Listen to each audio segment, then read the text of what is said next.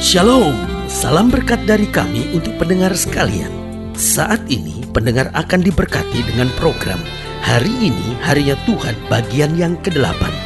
Sebuah program rohani tentang doktrin Alkitab yang menolong kita untuk semakin tertanam dalam kebenaran firman dan bertumbuh dalam kemuliaan. Bersama hambanya, Pendeta Gilbert Lumwendong, STH. Banyak orang merasa doktrin Alkitab sebagai sesuatu yang membingungkan. Tetapi tahukah saudara bahwa doktrin Alkitab intinya adalah memahami Alkitab dengan benar, dengan pemahaman yang sistematis, sehingga kita terus dapat tertanam di dalam kebenaran firman, sehingga kita terus bertumbuh di dalam kemuliaan Allah.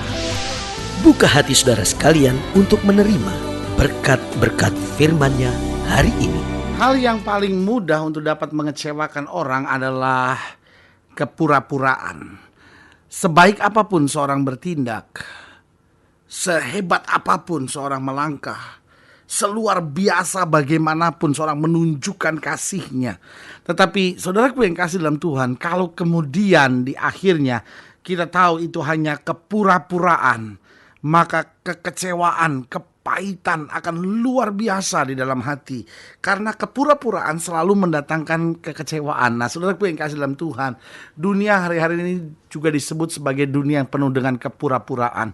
Banyak orang yang pura-pura melayani Tuhan, pura-pura hidup suci, pura-pura menjadi istri yang baik, pura-pura menjadi suami yang bertanggung jawab, pura-pura menjadi pemimpin yang mengambil hati rakyat, pura-pura menjadi seorang pemimpin yang bertanggung jawab, pura-pura melayani Tuhan dengan sukacita. Saudaraku yang kasih dalam Tuhan, dunia ini penuh dengan orang yang berjalan dalam kepura-puraan. Karena itu apa yang terjadi?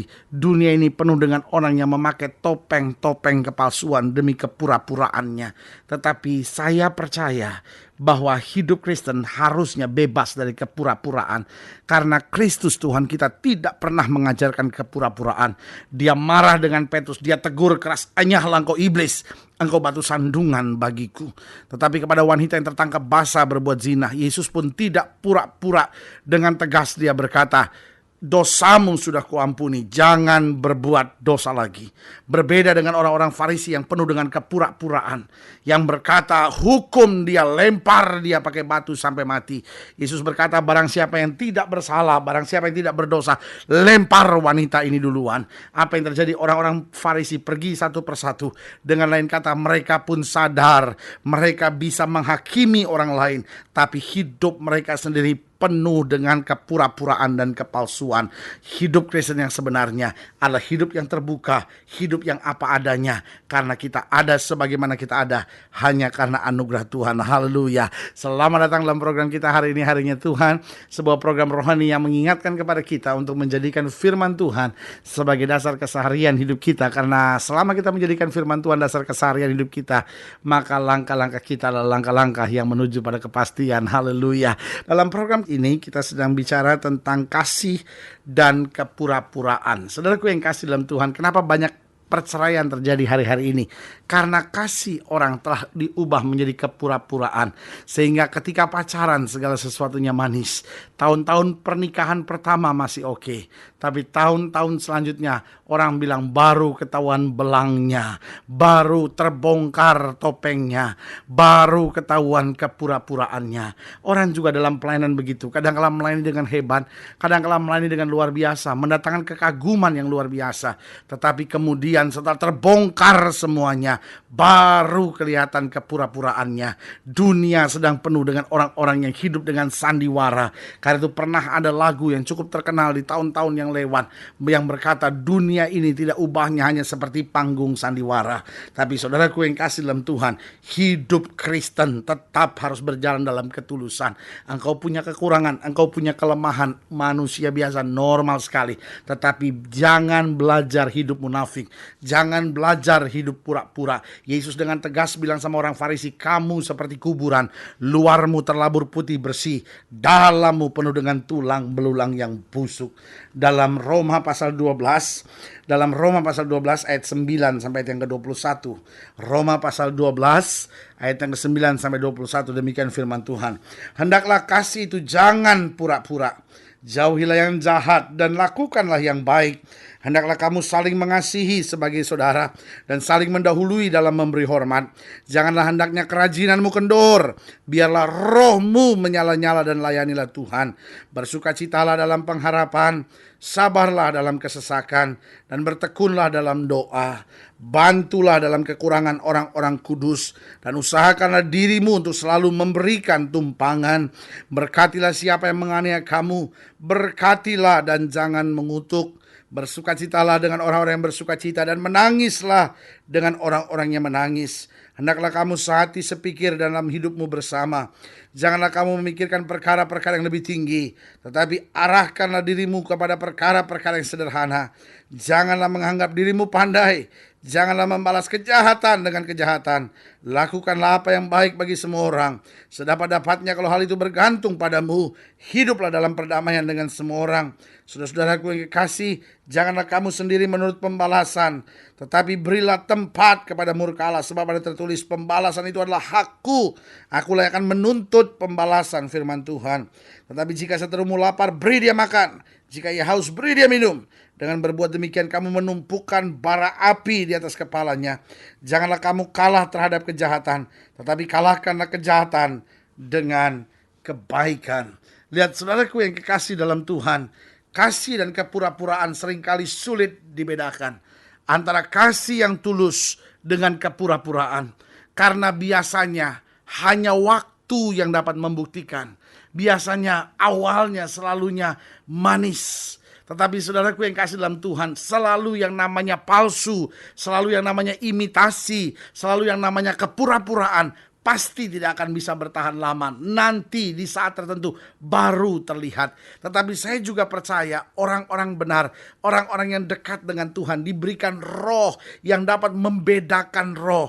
Untuk apa? Untuk dapat mengetahui apakah kasih ini sungguh, apakah kesetiaan ini sungguh, apakah pelayanan ini sungguh, atau dalam kepura-puraan. Saudaraku yang kasih dalam Tuhan, bagaimana membedakannya? Yang pertama saya pelajari, kasih selalu membangun.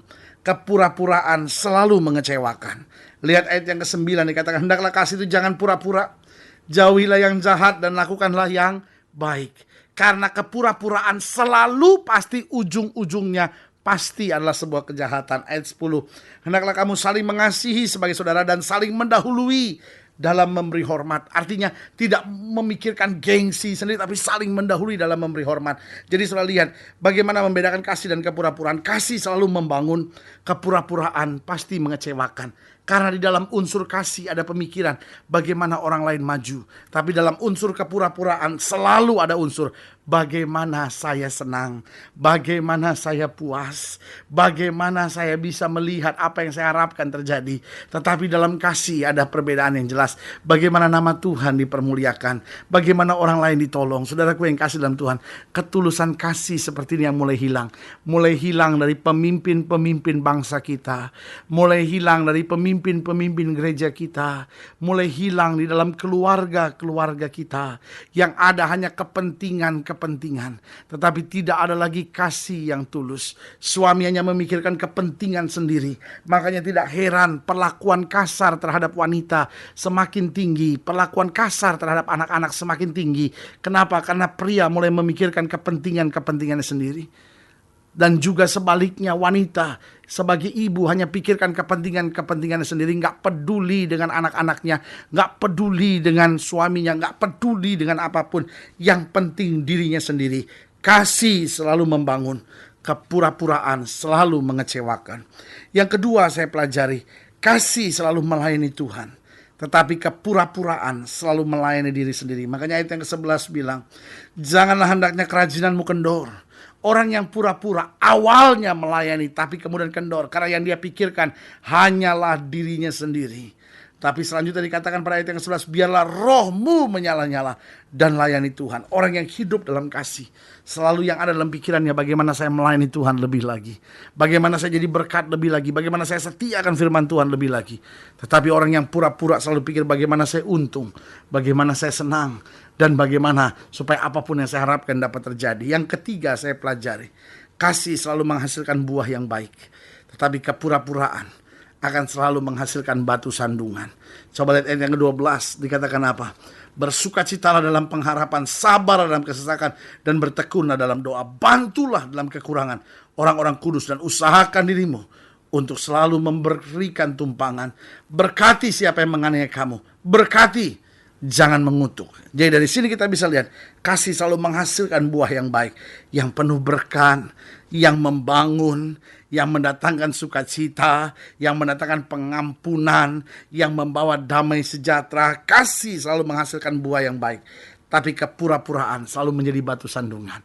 Orang-orang yang pura-pura mungkin itu sementara disukai orang, tetapi waktu terbongkar segala sesuatunya, orang berkata, kok lucu ya orang Kristen gitu, kok lucu ya orang yang melayani Tuhan kok bisa begitu, kok lucu ya orang yang tadinya kayaknya sungguh-sungguh sekali gitu, kok ternyata begitu. Jadi kasih dan kepura-puraan untuk sementara kelihatannya sulit dibedakan, tetapi kalau kita perhatikan dengan jelas baru kita bisa melihat kasih membangun, sementara kepura-puraan mengecewakan. Yang kedua, kasih melayani Tuhan, fokusnya hanya pada Tuhan. Kepura-puraan melayani diri sendiri. Dan yang ketiga, kasih menghasilkan buah yang baik, sementara kepura-puraan menjadikan kita sebagai batu sandungan. Biarlah masing-masing kita selalu hidup dalam kasih. Meskipun kau dikecewakan, meskipun kau disakiti, mungkin kau tidak mendapatkan apa yang seperti kau harapkan, tetapi tetap hidup dalam kasih. Karena dalam kasih kita melihat kemuliaan Tuhan. Haleluya. Saudara-saudara yang ingin dilayani lebih jauh, hubungi kami melalui telepon, hubungi kami melalui surat, kunjungi website kami. Karena kami ada untuk membawa Bapak Ibu Saudara senantiasa lebih dekat pada Tuhan dan mengalami kasih kuasa mujizat yang luar biasa. Haleluya. Melalui program ini secara khusus juga saya mau berdoa untuk setiap saudara yang sakit, setiap saudara yang berbeban berat, karena saya percaya bahwa bagi Allah tidak ada perkara yang mustahil. Saudara-saudara yang ingin didoakan, karena mungkin juga saudara hidup dalam kepura-puraan, hidup dalam kemunafikan. Lalu saudara ingin didoakan secara khusus, taruh tangan kanan saudara di dada, dan kita doa. Bapa, dalam nama Yesus, hamba doa buat yang sakit, hamba doa buat yang berbeban berat, hamba doa buat setiap mereka menghadapi masa-masa sukar. Hamba berdoa di dalam nama Yesus, Tuhan jamah, Tuhan pulihkan, Tuhan bangkitkan iman, Tuhan kerjakan mujizat, sehingga kembali kami melihat kuasa Tuhan dinyatakan.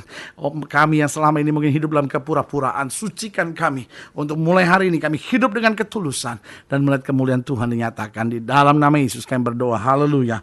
Amin. Saudara yang kasih dalam Tuhan, kita sudah berdoa. Ingat, Allah tidak pernah lalai menepati janjinya. Ini saatnya buat kita untuk bangkit, bersemangat, bersukacita dalam menghadapi segala perkara. Karena kita tahu di bawah kolong langit ini tidak ada nama lain yang olehnya manusia selamat kecuali di dalam nama Yesus. Haleluya.